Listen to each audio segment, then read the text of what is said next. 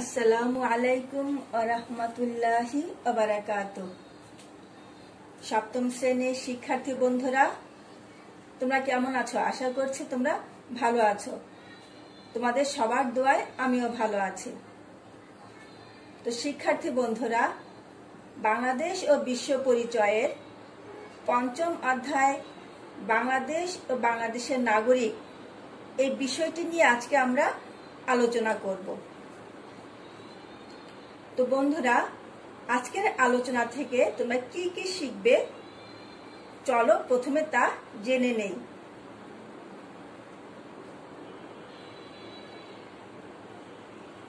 আজকের পাঠ থেকে সুনাগরিকের গুণাবলী বর্ণনা করতে পারবে, বাংলাদেশের সুনাগরিক হওয়ার ক্ষেত্রে প্রতিবন্ধকতাগুলো বর্ণনা করতে পারবে, আরও পারবে প্রতিবন্ধকতা দূরীকরণের উপায় ব্যাখ্যা করতে।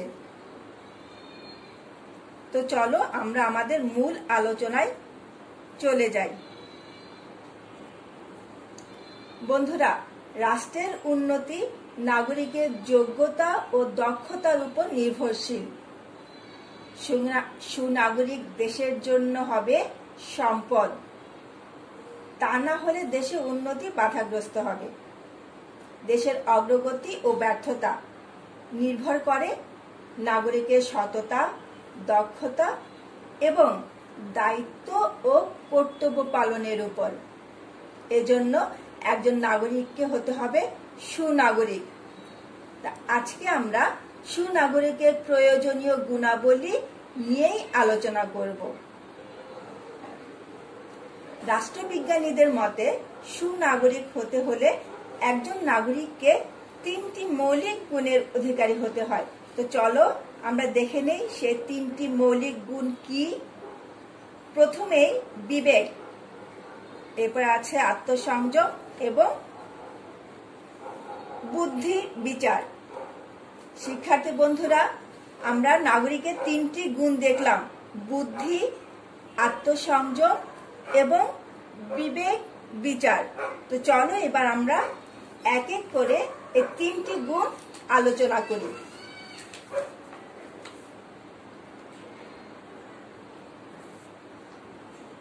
শিক্ষার্থী বন্ধুরা, বুদ্ধিমান নাগরিক যে কোনো রাষ্ট্রের সবচেয়ে মূল্যবান সম্পদ। বুদ্ধিমত্তা অর্জনের সবচেয়ে বড় উপায় হলো শিক্ষা লাভ করে জ্ঞান অর্জন করা। বুদ্ধিমান নাগরিক যে কোনো দেশের সবচেয়ে মূল্যবান সম্পদ। বুদ্ধিমত্তা অর্জনের সবচেয়ে বড় উপায় হলো শিক্ষা লাভ করে জ্ঞান অর্জন করা। বুদ্ধিমান নাগরিক উপযুক্ত প্রতিনিধি নির্বাচন, দক্ষতার সাথে দেশ পরিচালনা ও রাষ্ট্রের উন্নয়ন ও সফলতা সহ গুরুত্বপূর্ণ কাজে ভূমিকা রাখতে পারে। তাই একজন নাগরিককে অবশ্যই বুদ্ধিমান হতে হয়। এরপর ২ নম্বর গুণ হচ্ছে আত্মসংযম। একজন নাগরিককে অর্থাৎ সুনাগরিককে আত্মসংযমী হতে হবে। আত্মসংযম নাগরিককে অসৎ কাজ থেকে বিরত রাখে, যেমন দুর্নীতি, স্বজনপ্রীতি, স্বার্থপরতা, পক্ষপাতিত্ব ইত্যাদি দোষ থেকে দূরে রাখে। দেশ ও সমাজের স্বার্থে কাজ করতে ও নিয়ম মেনে চলতে অনুপ্রাণিত করে। তাই আত্মসংযম ছাড়া সুনাগরিক হওয়া সম্ভব নয়। আত্মসংযমী নাগরিক নিয়মকানুন মেনে চলে, অন্যের মতামতকে শ্রদ্ধা করে, দেশের স্বার্থকে বেশি গুরুত্ব দেয়, অন্যায় কাজ ও দলীয় স্বার্থপরতা থেকে বিরত থাকে। সুনাগরিকের এ সকল কর্মকাণ্ড রাষ্ট্রের অগ্রগতির জন্য সহায়ক। তো বন্ধুরা, বুঝতে পারলে একজন নাগরিককে কেন আত্মসংযমী হতে হয়। এবারে আসি বিবেক বিচার। বিবেক বলতে বোঝায় ভালো মন্দের জ্ঞান, দায়িত্ব কর্তব্যের জ্ঞান। একজন নাগরিককে শুধু বুদ্ধিমান ও আত্মসংযমী হলেই চলবে না, যে কোনো কাজ সম্পন্ন করতে হলে তাকে ভাবতে হবে কাজটি ভালো না মন্দ। মন্দ কাজটি পরিহার করে ভালো কাজটি করতে হবে। এছাড়া সমাজ ও রাষ্ট্রের কোনো সমস্যা সমাধান করতে হলে নাগরিককে তার বিবেক দিয়ে সঠিক সিদ্ধান্ত নিতে হবে। তাই বিবেক হলো সুনাগরিকের জাগ্রত শক্তি। বন্ধুরা,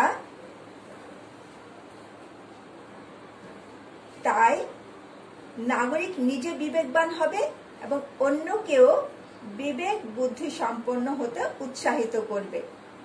শিক্ষার্থী বন্ধুরা, এই তিনটি গুণ ছাড়াও নাগরিকের আরো কিছু গুণ থাকা প্রয়োজন। যেমন সুনাগরিকের দেশের শাসন ব্যবস্থা সম্পর্কে জানতে হবে, অন্যায়ের প্রতিবাদ করার মতো মনোবল থাকতে হবে, আইন শৃঙ্খলা মানতে হবে, আত্মবিশ্বাসী ও দৃঢ় মনোবলের অধিকারী হতে হবে এবং দেশের স্বার্থকে বড় করে দেখতে হবে। বন্ধুরা, আমরা এতক্ষণ সুনাগরিকের গুণাবলী জানলাম। সুনাগরিক দেশে মূল্যবান সম্পদ, কারণ সুনাগরিকই পারে একটি দেশকে সমৃদ্ধির দিকে এগিয়ে নিয়ে যেতে এবং দেশের স্বাধীনতা ও সার্বভৌমত্বকে হেফাজত করতে। শিক্ষার্থী বন্ধুরা, উপযুক্ত সার, মাটি এবং পরিচর্যা ছাড়া যেমন একটি গাছ ভালোভাবে বাড়তে পারে না, তেমনি নাগরিকের মধ্যে এসব গুণের অভাব হলে দেশ ভালোভাবে চলতে পারে না। অতএব আমাদের ভবিষ্যৎ নাগরিকদের অবশ্যই এই গুণগুলো অর্জন করতে হবে। তাহলেই আমরা আমাদের প্রিয় জন্মভূমিকে বিশ্বের বুকে একটি উন্নত ও সমৃদ্ধশালী দেশ হিসেবে প্রতিষ্ঠা করতে সক্ষম হব।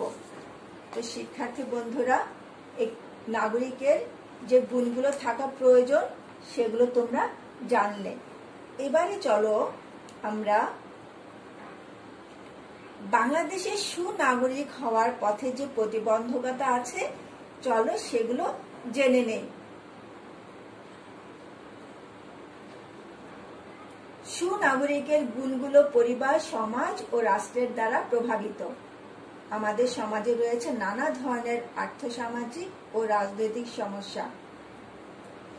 এগুলো বাংলাদেশের নাগরিককে সুনাগরিক হয়ে ওঠার ক্ষেত্রে বাধা দেয়। চলো আমরা সে বাধা বা প্রতিবন্ধকতাগুলো নিয়ে এবার আলোচনা করি। প্রথমে আছে নির্লিপ্ততা। বন্ধুরা, সুনাগরিকতার পথে এটি একটি বিরাট অন্তরায়। কাজের প্রতি নাগরিকের উদাসীনতাকেই সাধারণত নির্লিপ্ততা বলা হয়। তো বিভিন্ন কারণে একজন নাগরিকের ভিতর নির্লিপ্ততা তৈরি হয়, যেমন নিরক্ষরতা, উপযুক্ত শিক্ষার অভাব, অলসতা, দারিদ্রতা ও কাজে অনীহা। আমাদের দেশের নাগরিকদের মধ্যে এই জাতীয় নির্লিপ্ততা দেখা যায়। এর ফলে রাষ্ট্রের সামাজিক ও রাজনৈতিক কাজে নাগরিক অংশগ্রহণ করতে চায় না, এমনকি নাগরিক হিসেবে নিজের দায়িত্ব ও কর্তব্য পালন করতে চায় না। তাই নির্লিপ্ততা সুনাগরিকতার পথে একটি বাধা। এবার আসছি ব্যক্তি স্বার্থপরতা। শিক্ষার্থী বন্ধুরা, সুনাগরিকতার পথে এটি আরেকটি বাধা। এর ফলে ব্যক্তি নিজের স্বার্থকে দেশের স্বার্থের চেয়ে বড় করে দেখে। ফলে নাগরিক সহজেই দুর্নীতি, স্বজনপ্রীতি ও পক্ষপাতিত্বের কাজ করে থাকে। এই কারণে নির্বাচনের সময় অনেক যোগ্য লোককে ভোট না দিয়ে দলীয় ও ব্যক্তিগত স্বার্থ বিবেচনা করে ভোট দেয়। উপযুক্ত প্রার্থীকে বাদ দিয়ে নিজ আত্মীয় ও পরিচিত জনকে চাকরি দেয়। স্বজনপ্রীতি ও আর্থিক অনিয়ম করে। এসব কিছুই সুনাগরিকের প্রতিবন্ধকতা। আর এই ধরনের কাজ রাষ্ট্রের সমৃদ্ধিকে, রাষ্ট্রের উন্নয়নকে ক্ষতিগ্রস্ত করে। এরপর আসছি আরেকটি প্রতিবন্ধকতা নিয়ে, আর সেটি হলো দলীয় মনোভাব। শিক্ষার্থী বন্ধুরা,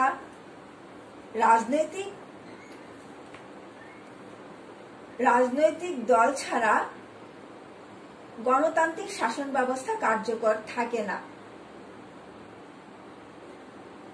ফলে এই ধরনের শাসন ব্যবস্থায় দলীয় মনোভাব কাজ করে। গণতন্ত্র আমাদেরকে ভিন্ন মতের প্রতি শ্রদ্ধাশীল হতে শেখায়, কিন্তু এই ব্যবস্থায় আবার নিজ দলের প্রতি একরকম এবং বিরোধী দলের লোকদের প্রতি অন্যরকম আচরণ করে। ফলে এই দলীয় মনোভাব সুনাগরিকতার পথে আরেকটি বাধা। এরপর আসছি অজ্ঞতা ও নিরক্ষরতা। এটি আরেকটি গুরুত্বপূর্ণ বাধা। অজ্ঞ ও নিরক্ষর লোক অনেক কিছু জানে না বা বুঝতে পারে না। আমাদের দেশে প্রায় 1/3 নাগরিক নিরক্ষর। যারা লেখাপড়া জানেন তাদের অনেকেই আবার স্বল্প শিক্ষিত। ফলে তারা প্রয়োজনীয় ক্ষেত্রে সঠিক সিদ্ধান্ত নিতে পারেন না। তাদের উপর রাষ্ট্রের দেওয়া দায়িত্ব সঠিকভাবে তারা পালন করেন না। অতএব বাংলাদেশের বিপুল সংখ্যক নাগরিক সুনাগরিক হিসেবে গড়ে উঠতে পারছে না উপযুক্ত শিক্ষার অভাবে। উপযুক্ত শিক্ষায় শিক্ষিত হতে হবে এবং নিরক্ষরতা মুক্ত করতে হবে, তবেই নাগরিক সুনাগরিক হিসেবে গড়ে উঠবে।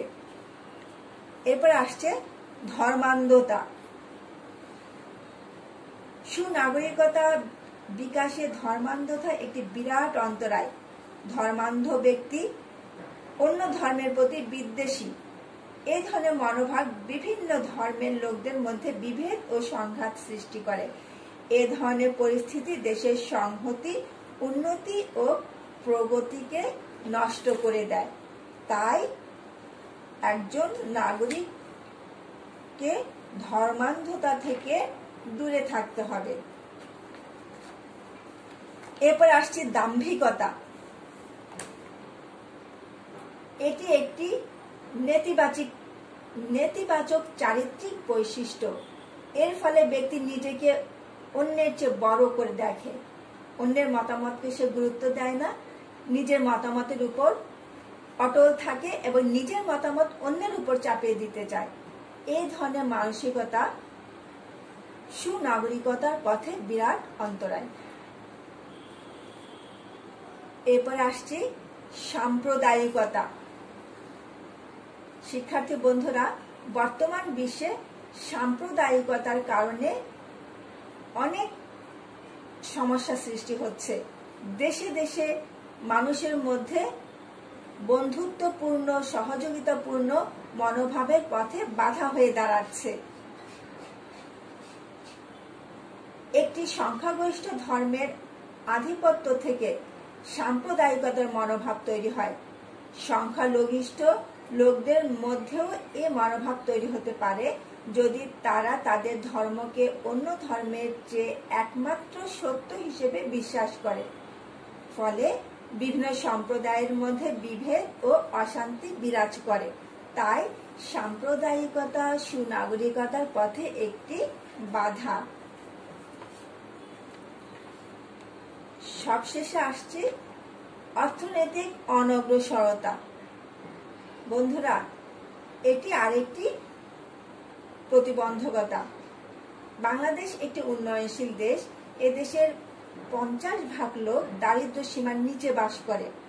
দারিদ্রতার কারণে আমাদের দেশে প্রায় 1/3 লোক লিখতে পড়তে পারে না।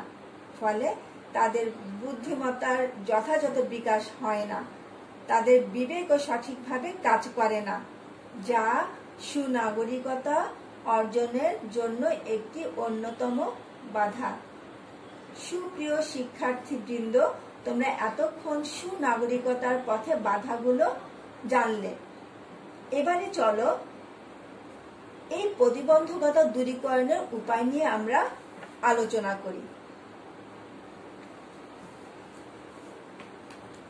বন্ধুরা, বাংলাদেশকে একটি সমৃদ্ধশালী দেশ হিসেবে গড়ে তুলতে হলে আমাদেরকে অবশ্যই সুনাগরিকের যে প্রতিবন্ধকতাগুলো রয়েছে সেগুলো দূর করতে হবে। তবে বাংলাদেশ বিশ্বের বুকে একটি মর্যাদাপূর্ণ দেশ হিসেবে প্রতিষ্ঠিত হবে। তো চলো প্রতিবন্ধকতা দূরীকরণের উপায়গুলো আমরা জেনে নেই। উপযুক্ত শিক্ষা গ্রহণ করে নাগরিককে দেশপ্রেমে উদ্বুদ্ধ হতে হবে। সব ধরনের অলসতা ও নির্লিপ্ততা পরিহার করে দেশ গঠনে অংশগ্রহণ করতে হবে। ব্যক্তির চেয়ে দেশকে বড় মনে করে ব্যক্তিগত স্বার্থ পরিত্যাগ করার মানসিকতা অর্জন করতে হবে। দলীয় মনোভাব পরিত্যাগ করে সার্বজনীন মনোভাব পোষণ করতে হবে। শুধু ধর্ম, বর্ণ, গোষ্ঠী ইত্যাদি ভেদে মানুষকে পৃথক না করে সকলের প্রতি সম আচরণের মনোভাব জাগ্রত করতে হবে। অর্থনৈতিক অনগ্রসরতা দূর করে সকলের জন্য সমমর্যাদাপূর্ণ পরিবেশ সৃষ্টি করতে হবে। সবশেষে বন্ধুরা, দাম্ভিকতা পরিহার করে সকলের জন্য কল্যাণকর মতামতের উপর গুরুত্ব প্রদান করতে হবে।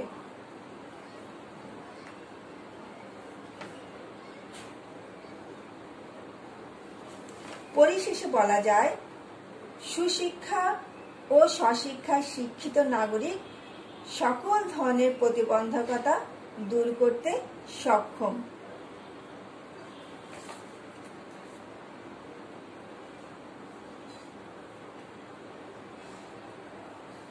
তো বন্ধুরা, আমরা সুনাগরিকের গুণ আলোচনা করলাম। বাংলাদেশের নাগরিকদের সুনাগরিকতার পথে যে প্রতিবন্ধকতা ছিল সে প্রতিবন্ধকতা নিয়ে আলোচনা করলাম। সবশেষে প্রতিবন্ধকতা দূর করে উপায় নিয়ে আলোচনা করলাম। তো শিক্ষার্থী বন্ধুরা, আমরা সকলেই চেষ্টা করব সুনাগরিক হওয়ার এবং দেশ গঠনের জন্য নিজেকে উপযুক্ত ভাবে গড়ে তোলার।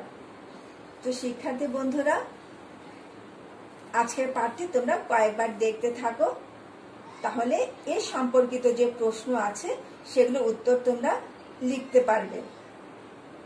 বন্ধুরা, আজকের পাঠটি মনোযোগ দিয়ে তুমি প্র্যাকটিস করো। সে সঙ্গে আজকের পাঠে তোমরা লাইক দিও এবং তোমার বন্ধুদের মাঝে শেয়ার করে দিও, যাতে করে তোমার বন্ধুরাও এই গুরুত্বপূর্ণ পাঠটি দেখে বুঝে নিজেকে সুনাগরিক হিসেবে গড়ে তুলতে সক্ষম হয়। তো শিক্ষার্থী বন্ধুরা, আজকের পাঠ সম্পর্কে তোমাদের কোনো মন্তব্য থাকলে তোমরা কমেন্ট করে জানিয়ে দিও। বন্ধুরা, আবার বলছি, আজকের পাঠটি তোমরা বেশি বেশি শেয়ার করে দাও। আবারও অন্য একটি ক্লাসে অন্য একটি বিষয় নিয়ে হাজির হব ইনশাআল্লাহ। ততক্ষণ পর্যন্ত বন্ধুরা, তোমরা স্বাস্থ্যবিধি মেনে সুস্থ থাকো, নিরাপদে থাকো। আল্লাহ তোমাদের সকলকে নিরাপদে রাখুন। আল্লাহ হাফেজ।